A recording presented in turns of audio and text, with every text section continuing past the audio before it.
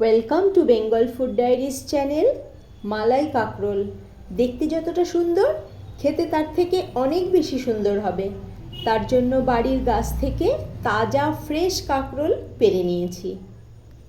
কাঁকরোলগুলিকে আমি এরকম চাক চাক করে কেটে নিয়েছি।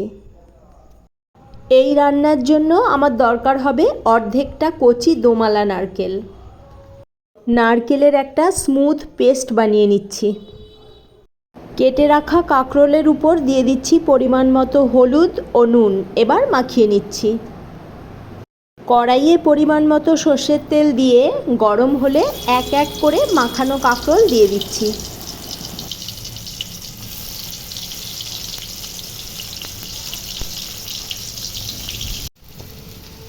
এক সাইড ভাজা হয়ে গেছে, এবার উল্টে দেব।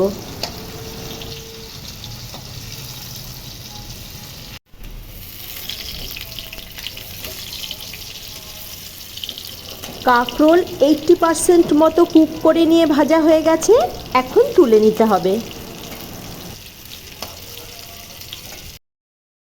কড়াইয়ের অবশিষ্ট তেলে ফোড়নে দিচ্ছি কালো জিরা।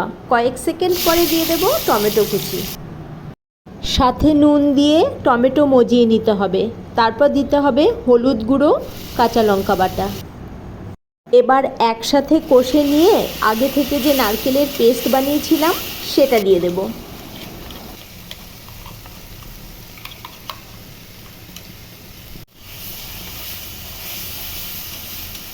এখন 1.5 থেকে 2 মিনিট মতো কষে নিয়ে এবার মিক্সি ধোয়া জলটা দিয়ে দেব।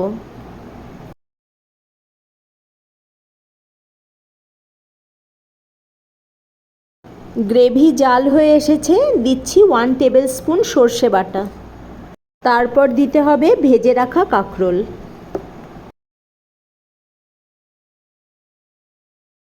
দেব কয়েকটা কাঁচা লঙ্কা। কাঁকরোলের বাকি 20% কুক হয়ে গেছে, এখন সামান্য চিনি দিয়ে দেব। সব শেষে উপর থেকে 1 চামচ মতন সর্ষের তেল ছড়িয়ে দিয়ে তারপর ঢাকা দিয়ে গ্যাস অফ করে দিতে হবে। 2 থেকে 3 মিনিট পরে ঢাকা খুলে দেখুন কতটা সুন্দর হয়েছে।